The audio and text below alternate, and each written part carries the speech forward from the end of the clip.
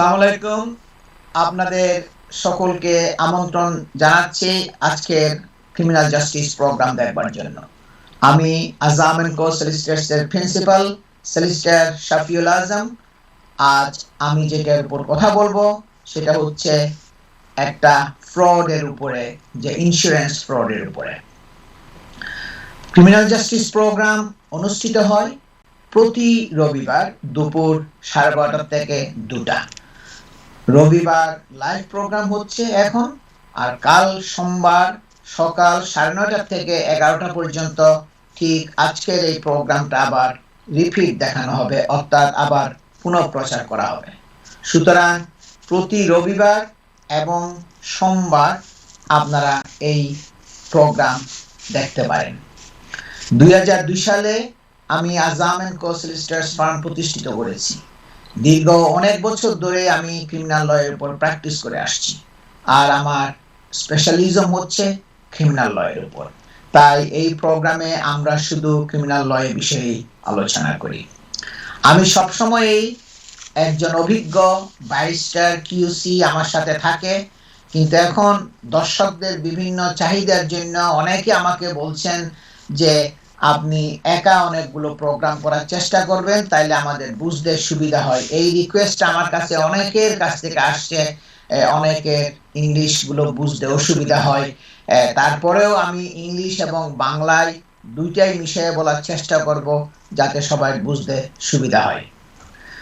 2002 সালে আমি Azam and co সলিসিটরস farm establish করেছি এবং আমার সেই স্পেশালিজম হচ্ছে ক্রিমিনাল লয়ের উপর।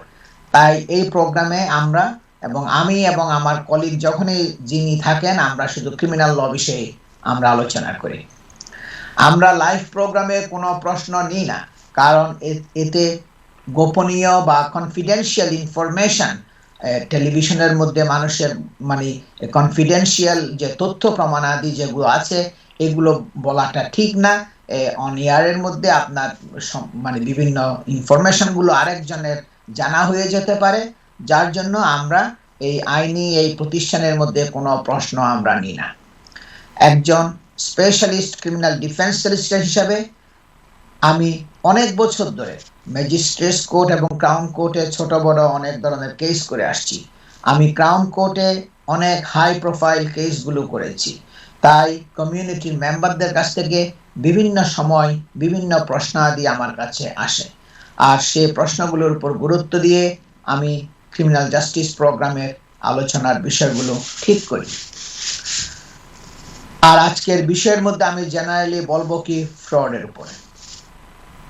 We are going to talk about the general principles of criminal law in this program. Every case has its own facts, merits, and demerits. If you are facing a criminal investigation or concerned about something that involves the police, always seek advice from a specialist criminal defense solicitor. আমার বক্তব্যগুলো আমি বাংলায় এবং ইংলিশে মিশিয়ে বলবো যাতে সবাই বুঝতে সুবিধা হয়। সুতরাং পুলিশ যদি কোনো সময় আপনাকে ফোন করে পুলিশ স্টেশনে যাওয়ার জন্য বলে অথবা অ্যারেস্ট করে পুলিশ স্টেশনে নিয়ে যায়, তাহলে সাথে সাথে প্রথম যেটা করার দরকার, একজন স্পেশালিস্ট ক্রিমিনাল ডিফেন্স সলিসিটরের সাথে যোগাযোগ করবেন এবং যোগাযোগ করে অ্যাডভাইস নিয়ে আপনি পুলিশ স্টেশনে ইন্টারভিউ দেওয়ার জন্য হাজির হবেন। আপনি পুলিশকে যদি আপনি বলেন যে আমার সময় লাগবে 1 দিন 2 দিন বা 3 দিন বা 1 সপ্তাহ, এটা যদি আপনি রিজন দেন, আপনার পুলিশ সেটা অ্যাকসেপ্ট করবে এবং আপনাকে সময় দিবে। বিভিন্ন ধরনের ফ্রড আছে। এই বিভিন্ন ধরনের ফ্রডগুলো আমি একটার পর একটা আমি এগুলো উল্লেখ করব, তখন সবাই বুঝতে সুবিধা হবে এই ফ্রডগুলো কীরকম। সবাই এই নামগুলো জানা আছে, এগুলো অনেক পরিচিত ফ্রড, দীর্ঘ অনেক বছর ধরে এগুলো হয়ে আসছে। সুতরাং এগুলো এই নামগুলো সবার কাছেই পরিচিত। একটা হচ্ছে কি আইডেন্টিটি ফ্রড বা আইডেন্টিটি থেফট। এই আইডেন্টিটি থেফট এবং আইডেন্টিটি ফ্রড কখন হয়? যখন এক ব্যক্তি, একজন কেউ যদি মনে করেন ব্যক্তিগত তথ্য, মনে করেন আপনার নাম, আপনার ডেট অফ বার্থ, আপনার অ্যাড্রেস, এগুলো যদি চুরি করে তাহলে এটা হইল একটি আপনার আইডেন্টিটিটা চুরি করলো। আর যখন এই চুরি করা এই জিনিসগুলো আপনার নাম, আপনার জন্ম তারিখ, আপনার ঠিকানা এগুলো ইউজ করবে যখন ফ্রড করার জন্য, তখন তারা একটা ফ্রড করলো। সুতরাং identity theft is when your personal details are stolen, and identity fraud is when those details are used to commit fraud. যে আপনার ব্যক্তিগত ইনফরমেশন, তথ্য, নাম, ঠিকানা, ডেট অফ বার্থ যেগুলো নিয়ে চুরি করেছে ওগুলো ইউজ করে যখন মানে ব্যবহার করা হয় তখন এটা একটা ফ্রড করা হয়। বেনিফিট ফ্রড, এটা অনেক হচ্ছে, অনেককে আপনার হাউজিং বেনিফিটের জন্য আপনার এইচএমআরসি ওয়ার্কিং ট্যাক্স ক্রেডিট বলেন বা বিভিন্ন ধরনের বেনিফিট যেগুলো আছে এগুলোর জন্য আপনার কোর্টে নিয়ে যাচ্ছে এবং চার্জ করতেছে। এগুলো হচ্ছে কি benefit can be defined as fraud. Benefit fraud can be defined as knowingly obtaining benefit to which there is no entitlement. এটা খুব সোজা ভাবে আমি এটা বুঝাইছি সবার কাছে যেন বুঝতে পারে, যেন যে আপনি জেনে শুনে আপনি একটা বেনিফিট ক্লেম করবেন যেটা ভুল তথ্য দিয়ে হোক, যেভাবে হোক, যেটার জন্য আপনি এন্টাইটল না, যেটা এটার জন্য আপনি অধিকার নাই এটা নেওয়ার, এটার জন্য আপনার লিগ্যাল কোনো এন্টাইটলমেন্ট আপনার প্রাপ্য না এটার জন্য আপনি, তখন সেটা আপনি যখন জেনে শুনে এগুলো যখন মানে ভুল তথ্য দিয়ে মিসরিপ্রেজেন্টেশন করে যখন বেনিফিট ক্লেম করবেন তখন বেনিফিট ফ্রডের জন্য কোর্টে হাজির হতে হবে এবং প্রিজন সেন্টেন্স হতে পারে। তারপরে ব্যাংক কার্ড ফ্রড আছে, চেক ফ্রড আছে, ক্রেডিট কার্ড ফ্রড আছে, এগুলো সবাই জানা আছে, মানুষে একজনের ক্রেডিট কার্ড আরেকজনে ইউজ করতেছে, এইগুলো হচ্ছে।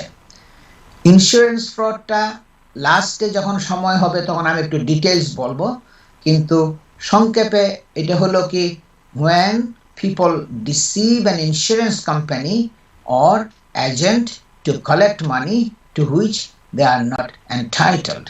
যে ইন্স্যুরেন্স ফ্রডটা হচ্ছে এটা তখনই হয় যখন একজন মানুষ আরেকজনকে প্রতারণা করে, একটা ডিসিভ করে একটা ইন্স্যুরেন্স কোম্পানিকে অথবা ইন্স্যুরেন্স কোম্পানির এজেন্টকে তাদের পয়সা নেওয়ার জন্য, যেটার জন্য ইউ আর নট এন্টাইটলড, যেটার জন্য আপনি এন্টাইটল না, এটা হচ্ছে সংক্ষেপে insurance fraud.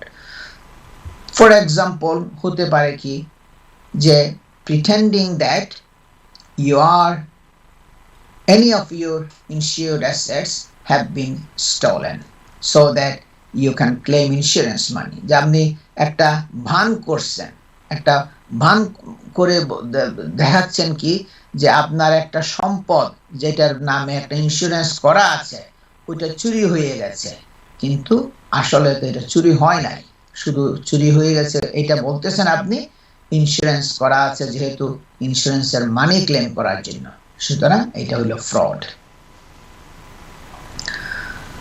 Insurance fraud is also committed when an individual applying for insurance lies or withhold required information. Insurance fraud তখনও হতে পারে যখন কোনো কেউ একটা আপনার তথ্য প্রমাণাদি, একটা ইনফরমেশন না দিয়ে ইন্স্যুরেন্স পলিসি নেয়, মিথ্যা কথা বলে ইন্স্যুরেন্স কোম্পানি নেয়, অথবা যে প্রয়োজনীয় একটা ইম্পর্টেন্ট ম্যাটেরিয়াল একটা ইনফরমেশন না দিয়া ইন্স্যুরেন্স কোম্পানি থেকে ইন্স্যুরেন্স নেয়, যেটা তথ্য যেটা ইনফরমেশন দেওয়ার দরকার ছিল সেটা দেয় নাই,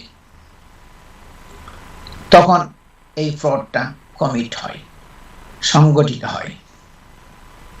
মর্টগেজ ফ্রড অনেক বেশি হচ্ছে, এটা ব্রোকাররা, মর্টগেজ ব্রোকাররা এগুলোর সম্মুখীন হচ্ছে বেশি, আমি অনেকগুলো দেখেছি, একটা দুইটা না, এবং প্রায় সময় দেখা যায় যে যাদের বিরুদ্ধে ফ্রড কেস হয়েছে তারা মর্টগেজ ব্রোকারকে ব্লেম করে যে সে আমার কাছ থেকে মানে ফলস ডকুমেন্ট প্রিপেয়ার করেছে, মানে আরেকজনের উপর দোষ চাপাইয়া দেয়।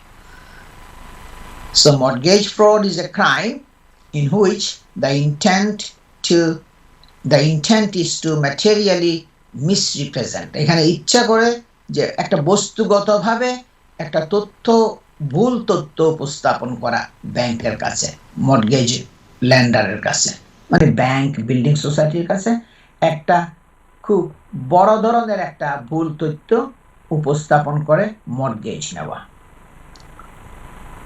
or omit information on a mortgage application to obtain a loan, অথবা একটা খুব ইম্পর্ট্যান্ট ইনফরমেশন, একটা দরকারি একটা মানে তথ্য আপনি দরখাস্তের মধ্যে, মর্টগেজের অ্যাপ্লিকেশনের মধ্যে আপনি দেন নাই।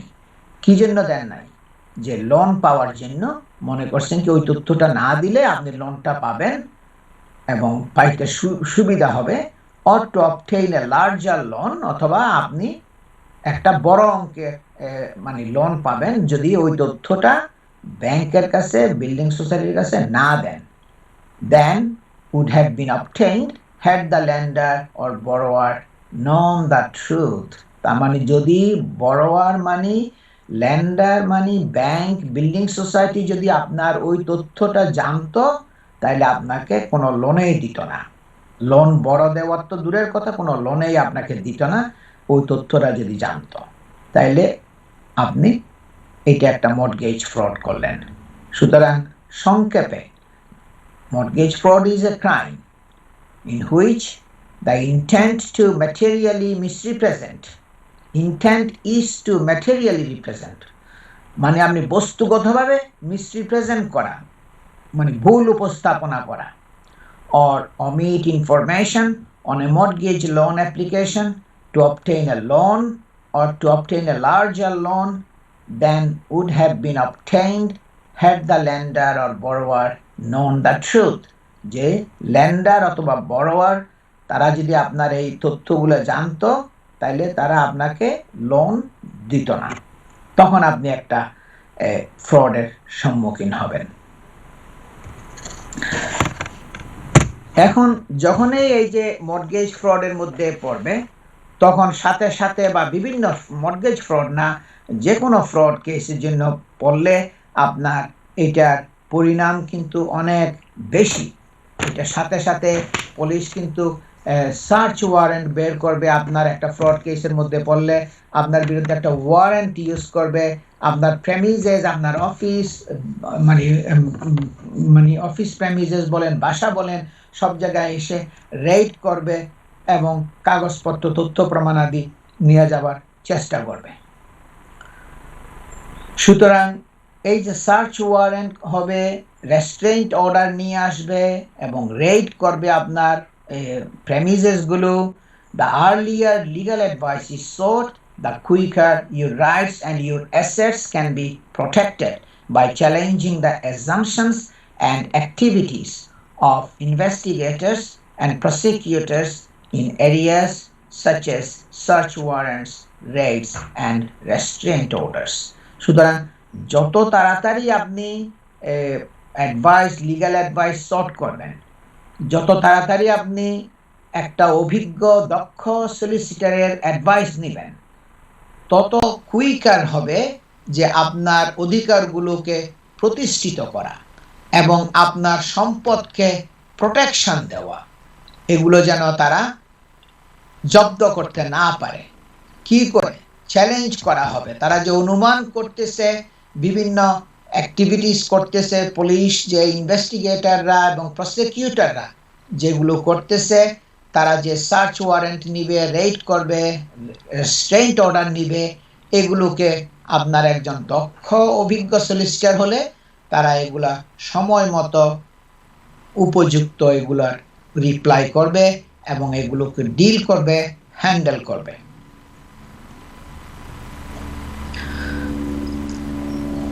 এইগুলো কি?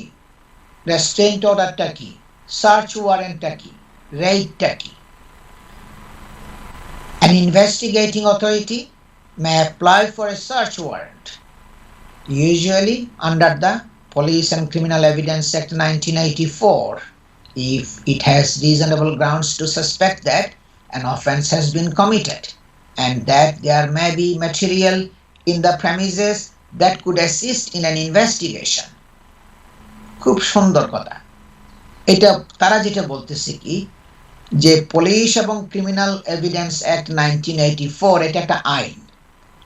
এই আইনের আওতায় আপনার তদন্তকারী সংস্থা যারা আছে, তার মানে তারা হইল ন্যাশনাল ক্রাইম এজেন্সি, পুলিশ, তারা আপনার একটা সার্চ ওয়ারেন্ট তারা নিতে পারবে ওই আইনের আন্ডারে।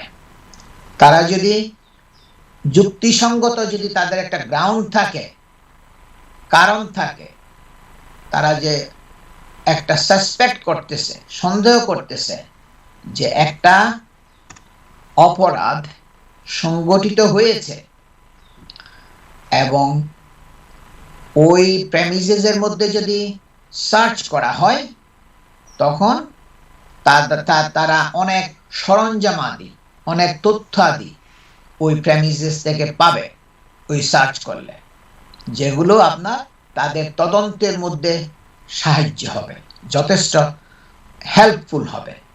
তখন ওই আইন, police and criminal evidence act 1984, ওই আইনের আওতায় পুলিশ আপনার সার্চ ওয়ারেন্ট এগুলা বের করতে পারবে।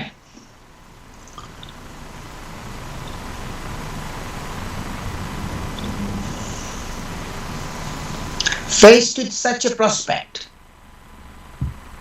এই ধরনের কোন একটা সম্ভাবনা যদি আপনি মনে করেন আছে, কিসের সম্ভাবনা?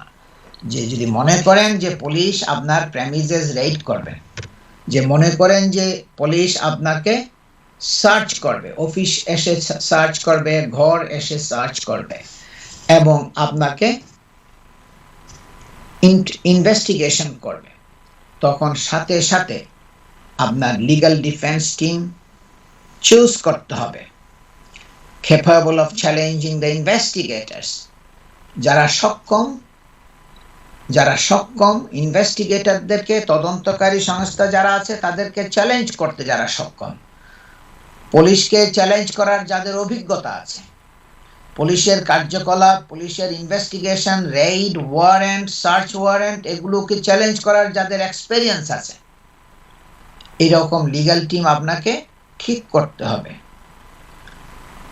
যারা চ্যালেঞ্জ করবে by reference to procedural rules regarding the application for warrant or to the actual conduct of the search itself. যে অভিজ্ঞতা সম্পন্ন লয়ার যদি হয়, তারা বুঝতে পারবে ওয়ারেন্টটা ঠিক মতো নিয়েছে কিনা এবং রেড যেটা করেছে, সার্চ যেটা করেছে, সেটা সব আমাদের গভর্নমেন্টের, পুলিশের যে আইন কানুন আছে, তারা এগুলো সব ফলো আপ করেছে কিনা, সেটা তখন তারা বুঝতে পারবে।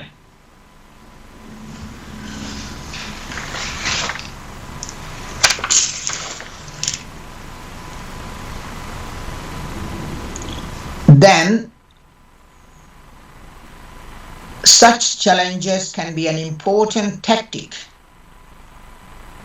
কৌশলগত দিক দিয়া এটা খুবই, একটা ক্রিমিনাল কেস করতে হলে একটা কৌশল অবলম্বন করতে হয়, একটা কৌশলগত দিক ঠিক করতে হয় এবং এইগুলো কিন্তু কৌশলগত দিক দিয়া খুবই দরকারি when acting immediately to mount a powerful defense case. যখন আপনার কেসের উপর যখন একটা ডিফেন্স প্রিপেয়ার করতে হবে, একটা পাওয়ারফুল ডিফেন্স প্রিপেয়ার করতে হইলে এইগুলো কৌশলগত দিক দিয়া খুবই ইম্পর্টেন্ট, খুবই দরকারি। Dealing with the aftermath of a raid is just as important as establishing a team to deal with all aspects of the imminent investigation. যে রেইডের পরবর্তীতে কি হচ্ছে না হচ্ছে, কি জিনিসপত্র, কি তথ্যাদি নিয়ে গেল আপনার অফিস থেকে, ঘর থেকে, এগুলোকে আপনার এক্সামিন করতে হবে, এবং এই লিগ্যাল টিম যে এক্সামিন করবে এটা খুবই ইম্পর্ট্যান্ট। ওই সময়ে যে লিগ্যাল টিম ঠিক করবেন সে কিন্তু আপনাকে অ্যাডভাইস করবে to deal with all aspects of the imminent investigation. Raid করে তো এগুলো নিয়ে গেছে, খুব সুন, ভেরি সুন, অতি শীঘ্রই তোমাকে অ্যারেস্ট করবে এবং তোমাকে ইন্টারভিউ করবে। তখন সলিসিটর বসবে যে এত জিনিসপত্র নিয়ে গেল অফিস, বাসার থেকে, অফিস থেকে কাগজপত্র, বিভিন্ন ল্যাপটপ, কম্পিউটার, অ্যানালাইজ করবে আপনার বিরুদ্ধে কেসটা কত শক্তিশালী, কত দুর্বলতা তাদের, বা কত শক্তিশালী কেস, এগুলো অ্যানালাইজ করবে। এবং আপনাকে তখন তারা অ্যাডভাইস করবে যে সুন তারা আপনাকে অ্যারেস্ট করবে, অথবা আপনাকে বলবে পুলিশ স্টেশনে আসো, আমরা তোমাকে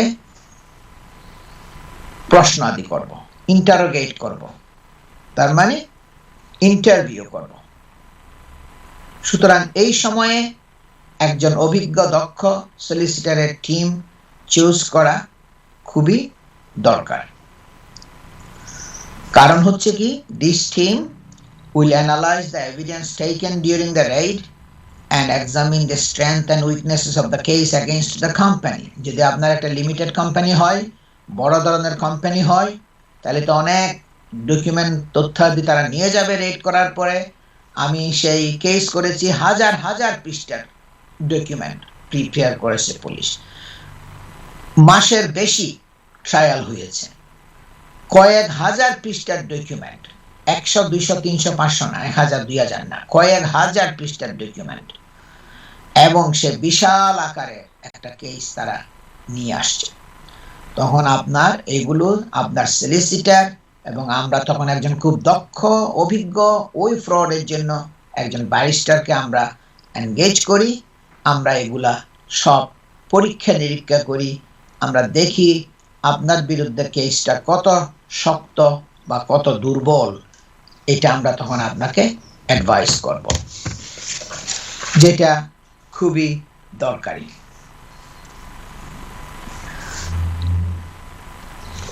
তারপর হচ্ছে কি, the steps taken immediately after a raid are vital. যে আপনার প্রেমিসেস রেইড করার পরে যে স্টেপ নিতে হবে, যে কোন স্টেপ নিতে হবে, সেটা একমাত্র only awareness of the law in this field can determine what steps should be taken. অনভিজ্ঞ লয়ার যদি হয় তাহলে তারা জানবে না কোন পদক্ষেপ নিতে হবে, সেটা তারা বুঝতে পারবে না।